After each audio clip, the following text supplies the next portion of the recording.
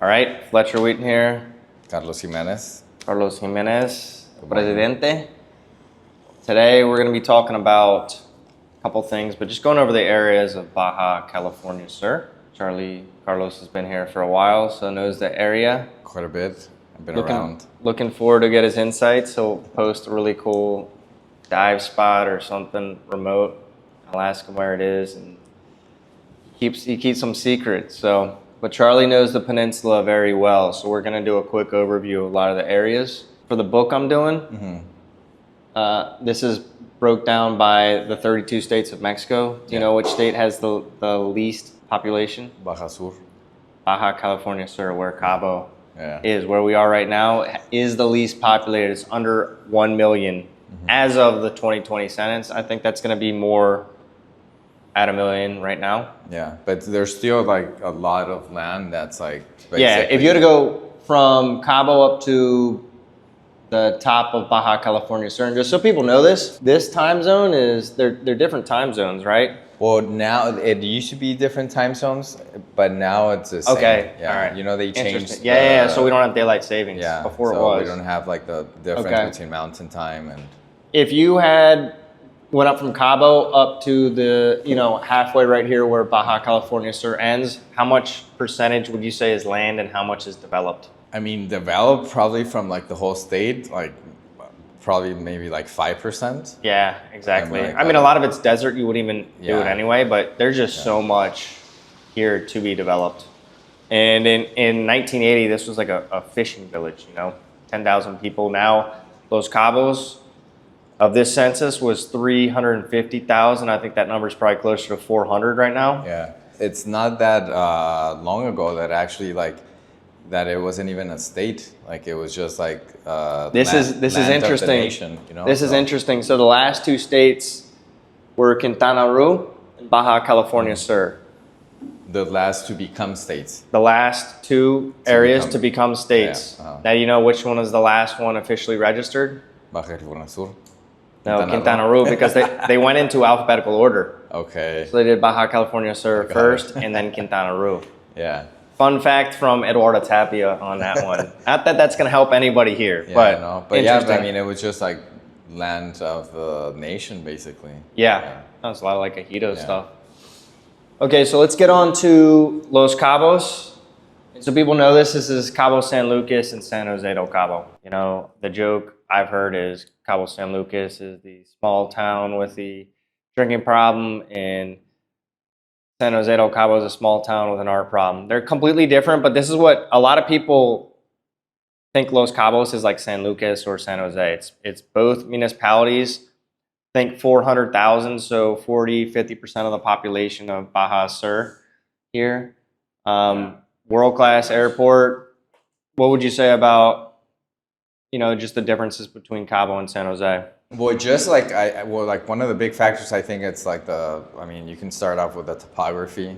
I mean, you have like the iconic landmark of like the arch here in Cabo and Pedregal, and just like when you start coming into town, you see the bay and everything. So, I mean, it's in a certain way. I think it's like more panoramic than San Jose, but the lifestyle is what differentiates both, I would say big times. Cabo used to be like a fishing village back in the days, and people the first foreigners that were here, they wanted to be here because it was quiet and nobody, there was really nothing or not a lot going on. But now, I mean, San Jose is that quiet, more historical scene that you can find between Cabo San Lucas and San Jose del Cabo, no? Yeah, I think a lot of people mistakenly think San Lucas is a party town. Yeah, which it is. It is, but New Orleans is a party town where I'm from, but you could live there and not party and not be affected with it at all. If you live in Tezal or you live in Quivira, it's not like you're going to be, I guess it depends where you're at, but it's not like your neighbor's going to be bumping music and it's just like this wild area. One thing that I have seen that I think it's very important to a lot of people, that also differentiates one place to the other, is being able to walk. So San Jose, you can like you have the Yeah, main downtown- center, yeah, yeah. like anywhere from like Fonatur, like all the way to El Estero that you can walk. and- Downtown San Jose is much more. It feels like Mexico, and it's just prettier architecturally. Period. Yeah. You know, like you can't argue that. So I would definitely. Plus, you have the art walk in San Jose, You so have I the agree. It's artwork and more. You have everything, yeah. kind of like The more events. I mean, you know. like a lot's happening down there for sure. Yeah. All right. So the Pacific side, Todos Santos, Pescaderos, Cerritos. 15-minute drive, more or less, up from Yeah. Cabo, and Cerritos is first. It kind of goes this order. So Cerritos is south, and Pescadero, then Todos North, Santos. yeah. I mean, Todos Santos is like it's an actual town, no? Yeah. I mean, it's also like you have a lot of art, like you can walk everywhere, and it's like very, I mean, just like artistic, let's say. And then you have Pescadero and Cerritos that are becoming a town, maybe. I mean, Yeah. they're still like a village, I would say, but and like Pescadero still has like a lot of farming. So even which is I think it's pretty cool. No, you have like these amazing, beautiful homes in the middle of like the farms, and people like that. Cerritos, like 100%. It's like surfing. And even you can kind of tell like the type of properties that you have in Cerritos that are, let's say, related to the main activity there, no? So it's like a convenient condo that you go in and out and stuff. But I mean, you've probably been around Gavilan, like that other face in front of Cerritos. I mean, that part, I think that is like, I mean, kind of like, it has a feel to like Laguna Beach in California. Yeah. Because you have like these, I mean, you wouldn't even think that those homes were there because you see Cerritos and it's completely different. So I think like each one has its own charm. Yeah. I would say. So the Pacific side is definitely cooler. Todos Santos, history. I kind of throw in Pescadero. If you made me throw it, I'd say it's part of Todos Santos. Yeah, And mean, they're super close. And by, then no? Cerritos is kind of like its own area, and that's where you have a lot of the development happening. Yeah. And they're pretty NIMBY, not my backyard, so they don't really like development. So I know a lot of people in Todos Santos are like, but I mean, just like the density. and Cerritos is the beach. Cerritos is there because it has a beach that like is the you could view. swim like. Yeah. I was bringing my son there when he was like 2 years old. Yeah. I don't know if I'd bring him to a lot of beaches here No, at that at that age. No, I mean, that's it's like super the- safe the because it's beach the is super nice. like it a lot of the beaches here it's a goes drop down. off, so the Yeah. waves are massive. But Cerritos, And then you also have like that beach in between Palmar de San Pedrito. yeah, Which is, I mean, No, you can and surf, it's yeah. like also like super flat. I mean, those are probably the only two beaches that are there. But Yeah. I mean, it's a different vibe completely. yep. The East Cape. By the way, I have La Paz and La Ventana later, so Okay. Well, I mean, the East Cape. Well, I think like right now, it has changed completely since Costa Palma started developing like all that area.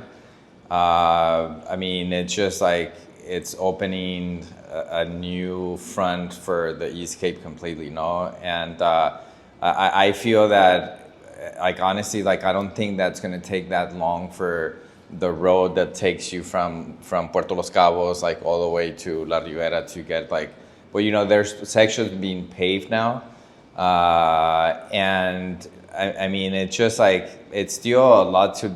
I mean, for people that probably don't go there, there's a lot to discover like in that area, but it's nice. I mean, it's part of the Sea of Cortez. You have incredible like turquoise like beaches. You have Cabo Pulmo. Which is incredible for scuba diving, snorkeling. it's basically like an underwater national park. Yeah, it's a natural park. It's literally like it's called like an aquarium. So the East Cape, and it's also been booming, I would say. Zacatitos, line palms, and also because of like the surfing and Yeah, surfing's great. Surfing's right there. The swimming, there's a lot of places that you can get in the water where that's not necessarily the case on the Pacific side. Yeah. So. And I guess also like I have seen that even people that used to live here in Cabo that were here back in the days, they want to be like same thing, like more quiet and just like off the grid.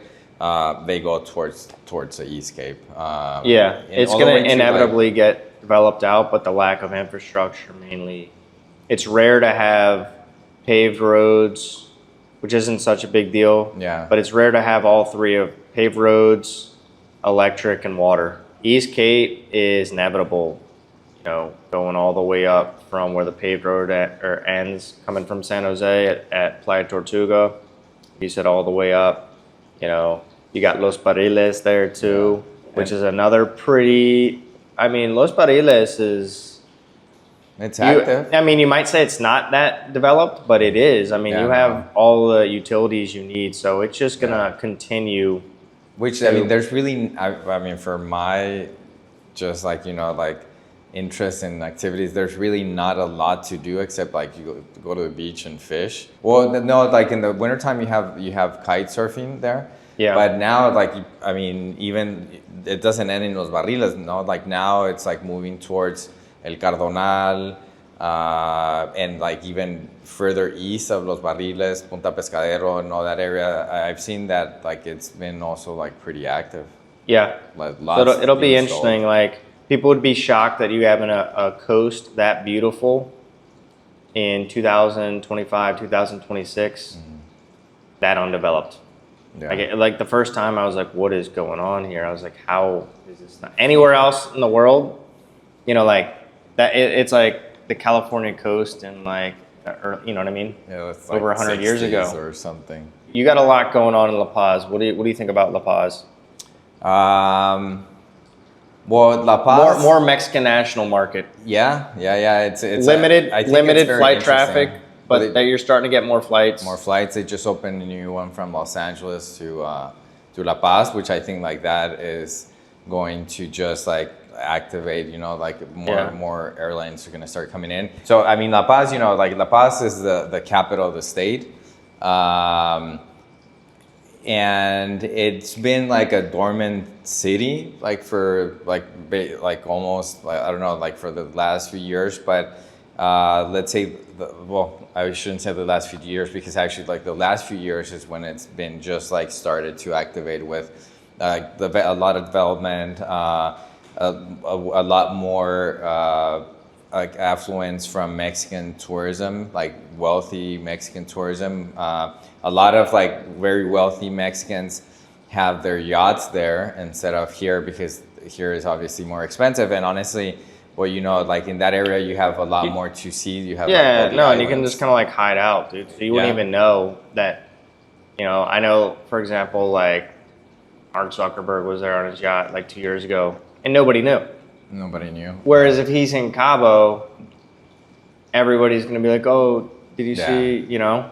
So the good thing about La Paz is that like they have way more restrictions on construction than what Los Cabos municipal has. No, like the density has been kept like down versus how like you have a lot more like bigger developments here in Cabo, but there.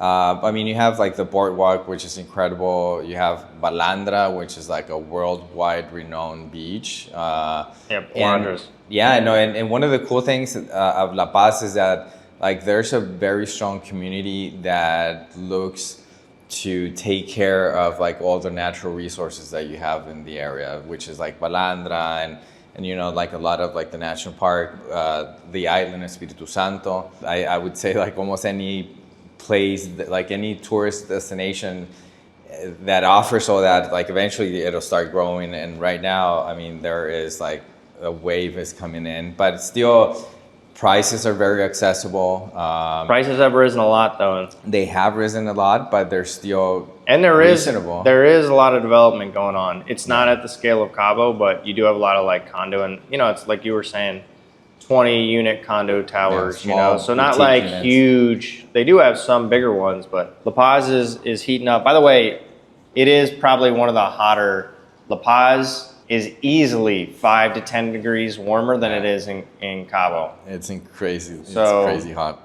La Paz gets hotter. Yeah. I remember, dude, I drove down from Loreto and 40 Celsius, and by the time I got to Todos Santos, it was 29. Yeah.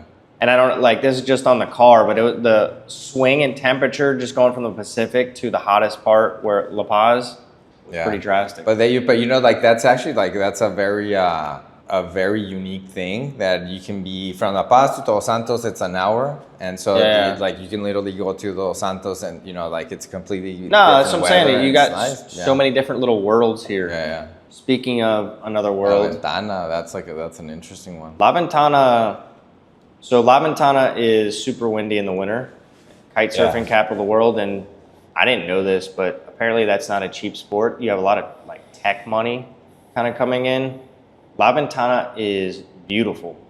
You know, it's like the same thing. You got the island in the background, so you're sitting there and you're like, you know, kind of looking around. And you're like, am I missing something? You know, like why is there why isn't this place like packed? But there's a lot of development coming to La Ventana. It is super windy. Like, for example, if we were on the beach in the windy season and we're talking and we're this far away, we probably would not be able to hear each other. Yeah. That's how windy it gets there. Yeah. So, but that's like the attractive side to like a lot of people know. Like you said in the wintertime, it's crazy how much. I mean, how busy it gets just like when kite surfers and now, you know, like they're coming up with like foils and like all these things, which are like not cheap whatsoever. but it's not as intense as when kite surfing. No, not at all. And but like, you know, like one thing that has happened there, but like you have the island, which is incredible. Like the wildlife there is insane. Like, you know, this is like a fact, or like a little fact of like Baja, no? Like you had Jacques Cousteau, which was like basically going around and discovering a bunch of places, and they named Cerralbo the aquarium of the world. And so you have like it's like a passage like in between the island and La Ventana. And so I don't know if you knew, but like now they just actually it's very it like in this season it gets very busy with like just going and sightseeing like different types of wildlife, right? Like manta rays. Yeah, but so orcas, it's like Orcas, it's super busy there for orcas, and you have people coming down from I'm not getting China, in the water like with all orcas. over the world. The other day I had an experience. I went out and I like there's small boats, right? And on the boat you had son and dad from India, and they had traveled like specifically to La Ventana to do like free diving for a few weeks. A couple from Japan, a couple from Panama, US, and then obviously Mexico. So like I was like, wow, like these guys traveled like all the way from, and I was like, hey, like how did you end up like finding out about like this spot? And obviously it was through like social media. And so now this is the first program, I think like in all of Mexico it is, where they just put a program in to control the how you can actually swim with orcas or just like follow them. So like they're also like doing a good job on that side, because I had one experience with, we found orcas, we were swimming with orcas, and it was like just like a shit show with like all the pangas, like people. Yeah. I mean, I thought the orcas were gonna start eating, like, you know, like it was like so many people. So, but yeah, it's an insane place to go. Kite surfing, scuba diving. You have like one thing that we always get a kick out of. So right now it's the season for giant mantas, right? And I mean, people go to the Galapagos to try to dive with the giant mantas, and like we have them like right here in our backyard, you know. So La Ventana is another spot too that's gonna start like booming. Like it's just already for people is, hearing this and they come down, they're like going to Senor Frogs, or you know what I mean? Like there's so much here to get out and do. Yeah. You know.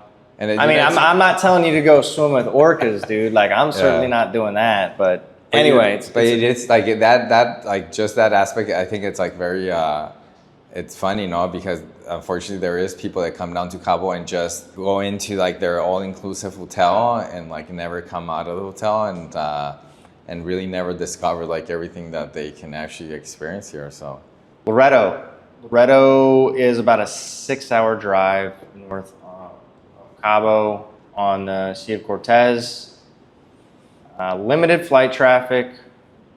You got some flights from LA, San Diego, other parts of Mexico, maybe Houston. Not Houston, sorry. Maybe Phoenix. yeah, I think you have Dallas, but they're not all. It was starting to get flight traffic, pandemic hit, and it hasn't quite regained that. But Loreto is a really beautiful place. Danzante Bay, which is behind me right here, is pretty beautiful. Limited flight traffic, slower pace. What do you think about Loreto? I mean, Loreto has been like dormant for like years and years because of the lack of like flights and just like connectivity, no? It's also like it's coming up, and I mean, like you also have beautiful islands there, and at the end of the day, you know, like it's a lot of the different locations in Baja. One of the main attractive is always going to be the ocean, no? And just like what you can do like in the area that surrounds that town or whatnot. But I think Loreto, well, you know, it has Danzantes Bay Golf Course, which that I also believe that has opened like completely like the front of like the destination, no? Just to have like a world class golf course like Danzante Bay and like what they're doing with their developments and new high end. But you've been more active there than I've been lately, I think. It's funny because like people thought Cabo got expensive, so then started going to La Paz, and I was like, okay, Paz kind of hit that saturation point, or prices rose, and now they're in Loreto. And Loreto is not cheap because there's not that many options, but you're starting to get more of it, and it's just super unique. It's beautiful. It's where like the Spanish came, and that was one of the first places. It used to be the capital, you know, and that's where the Spanish came. And I don't know the exact history, but like I think they had like the Jesuit ministry, you know. So Loreto is beautiful. It needs flight traffic.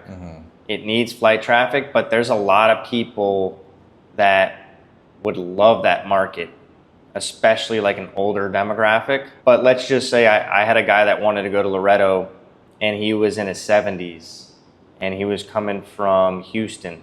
So he had to go Houston to Phoenix to Loreto.